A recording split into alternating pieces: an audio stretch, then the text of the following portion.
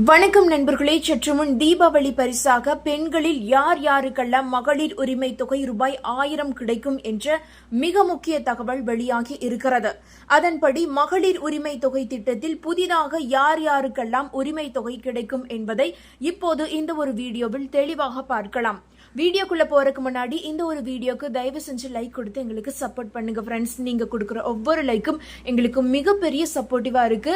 இப்பவே தயவு செஞ்சு இந்த ஒரு வீடியோக்கு லைக் மட்டும் தட்டி விட்டுருங்க. இப்ப வாங்க வீடியோக்குள்ள போலாம்.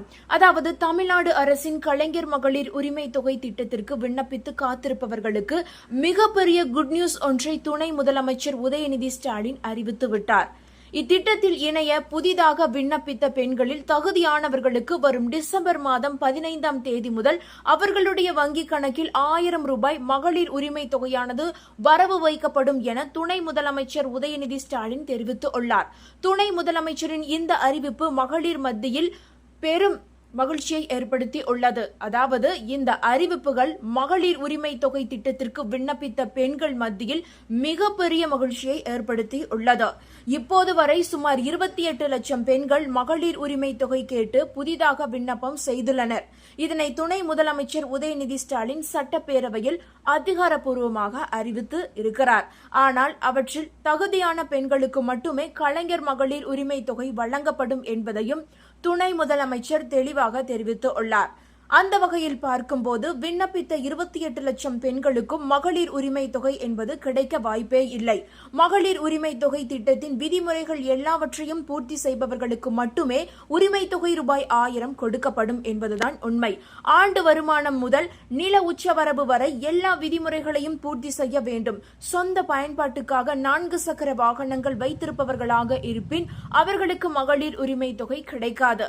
காலமுறை ஓய்வூதியம் ஆண்டுக்கு 2.5 லட்சம் ரூபாய்க்கும் கீழாக பெறுபவர்களாக இருந்து அவர்களின் குடும்பத்தில் தகுதியான பெண்கள் இருப்பின் அவர்கள் உரிமை தொகை கேட்டு விண்ணப்பித்து இருந்தால் நிச்சயம் அவர்களின் விண்ணப்பம் ஏற்றுக்கொள்ளப்படும். புதிதாக ரேஷன் அட்டை பெற்றவர்கள், கடந்த முறை விடுபட்டவர்கள் உள்ளிட்டோர் தகுதிகள் சரியாக இருப்பின் கட்டாயம் தமிழ்நாடு அரசின் மகளிர் உரிமை தொகையானது கிடைக்கும். எனவே அரசு ஊழியர்கள், முதியோர் உள்ளிட்டோருக்கு போனஸ் அறிவித்து குஷிப்படுத்திய தமிழ்நாடு அரசு மகளிர் உரிமை தொகையை எதிர்பார்த்து காத்திருந்த பெண்களுக்கும் தீபாவளிக்கு முன்பு மிகப்பெரிய மகிழ்ச்சியான செய்தியை கொடுத்து அவர்களையும் குஷிப்படுத்தி உள்ளது.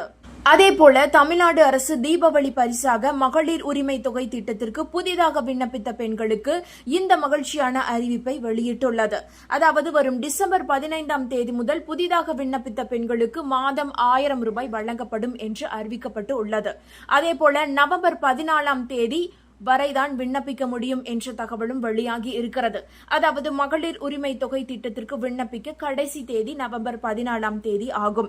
அதற்குள் விண்ணப்பிக்காதவர்கள் விண்ணப்பித்து விட வேண்டும். இதனை துணை முதலமைச்சர் உதயநிதி ஸ்டாலின் அறிவித்துள்ளார். அதே நேரம் விண்ணப்பித்த அனைவருக்கும் மகளிர் உரிமை தொகை கிடைக்குமா என்றால் இல்லை.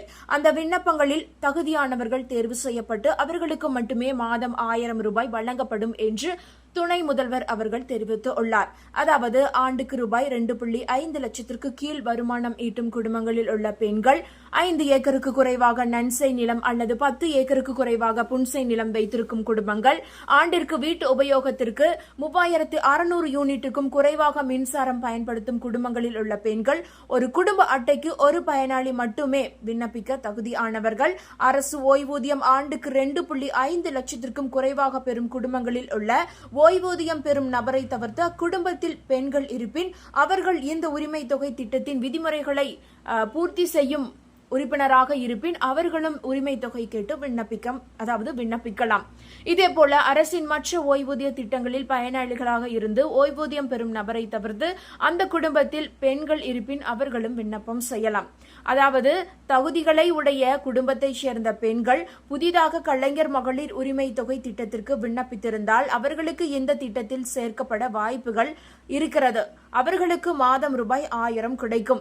யாருக்கெல்லாம் கிடைக்காது என்று பார்த்தால் ரூபாய் 2.5 லட்சத்திற்கு மேல் ஆண்டு வருமானம் ஈட்டும் குடும்பத்தில் ஆண்டு வருமானம் ரூபாய் 2.5 லட்சத்திற்கு மேல் ஈட்டி வருமான வரி கணக்கு தாக்கல் செய்பவர்கள் மற்றும் வருமான வரி செலுத்துபவர்கள் ஆண்டுக்கு ரூபாய் 2.5 லட்சத்திற்கும் மேல் வருமானம் ஈட்டி தொழில் வரி செலுத்துவோர், மாநில ஒன்றிய அரசு ஊழியர்கள், பொதுத்துறை நிறுவனங்கள், வங்கிகளின் ஊழியர்கள், வாரியங்கள், உள்ளாட்சி அமைப்புகள், கூட்டுறவு அமைப்புகளின் ஊழியர்கள் மற்றும் அவற்றின் ஓய்வூதியதாரர்கள், தேர்ந்தெடுக்கப்பட்ட மக்கள் பிரதிநிதிகள் அதாவது ஊராட்சி மன்ற வார்டு உறுப்பினர்களை தவிர பாராளுமன்ற உறுப்பினர்கள், சட்டமன்ற உறுப்பினர்கள், மாவட்ட ஊராட்சி தலைவர்கள், மாவட்ட ஊராட்சி உறுப்பினர்கள், ஊராட்சி ஒன்றிய தலைவர்கள், ஊராட்சி ஒன்றிய உறுப்பினர்கள், ஊராட்சி மன்ற தலைவர்கள், மாநகராட்சி, நகராட்சி, பேரூராட்சி தலைவர்கள் மற்றும் உறுப்பினர்கள், சொந்த பயன்பாட்டுக்கு கார், ஜீப், டிராக்டர், கனரக வாகனம் போன்ற 4 சக்கர வாகனங்கள் வைத்துள்ளவர்கள், ஆண்டுக்கு ரூபாய் 50 லட்சத்திற்கும் மேல்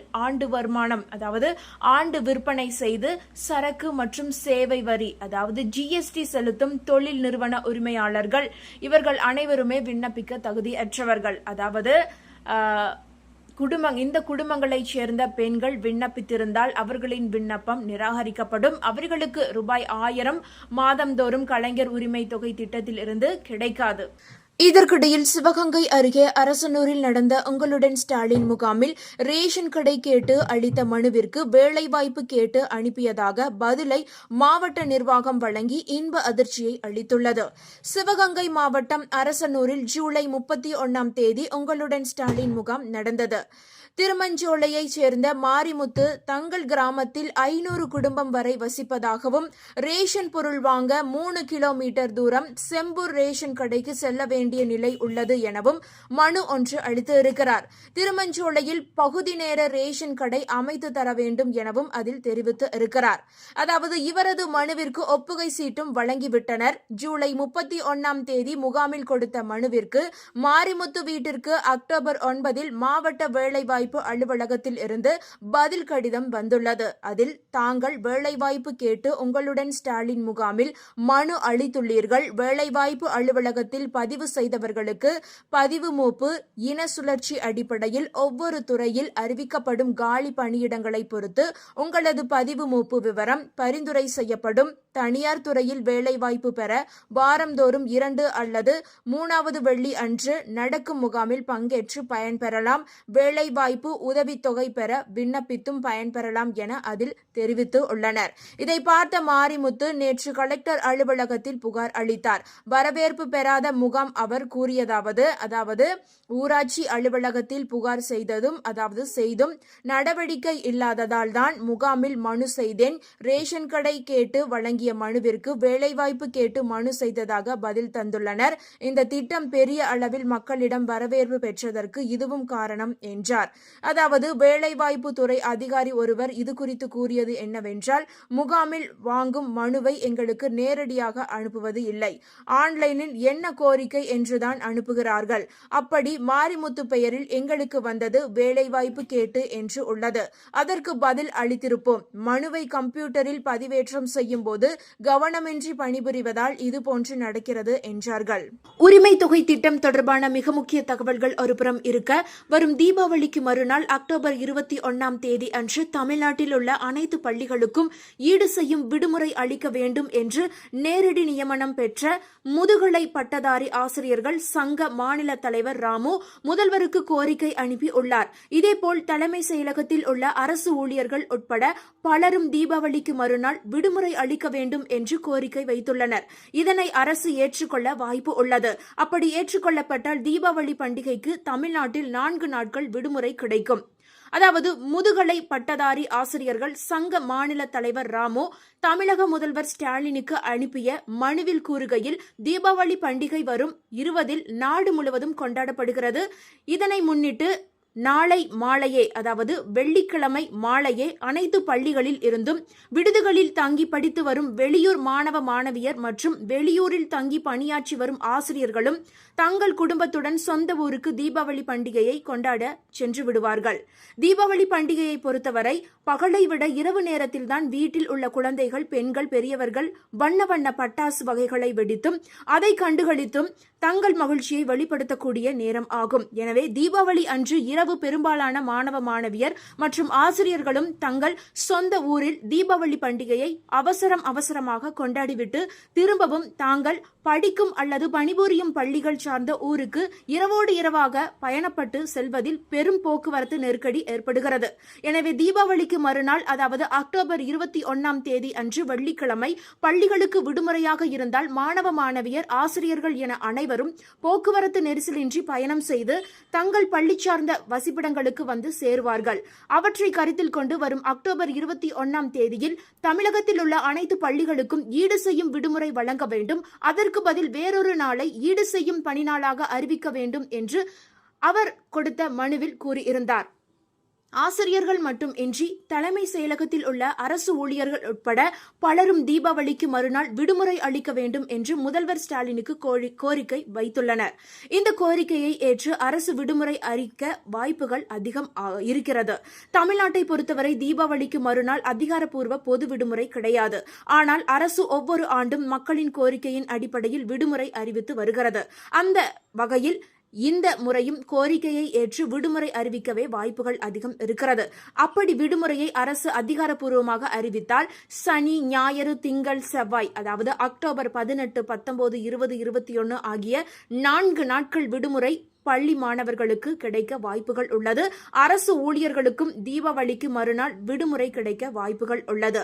இந்த தகவல்கள் உங்களுக்கு பயனுள்ளதாக இருந்தால் மறக்காம இந்த வீடியோவை லைக் பண்ணி உங்களுடைய ஃப்ரெண்ட்ஸுக்கும் ஃபேமிலிக்கும் ஷேர் பண்ணி விட்டுருங்க. இது போன்ற பயனுள்ள தகவல்களை உடனுக்குடன் தெரிந்து கொள்ள மறக்காம நம்மளுடைய குட்டி இன்ஃபோ சேனலை சப்ஸ்கிரைப் பண்ணி பக்கத்தில் இருக்க மினி பெல் ஐக்கானை கிளிக் பண்ணி வச்சுக்கோங்க. நன்றி மக்களே.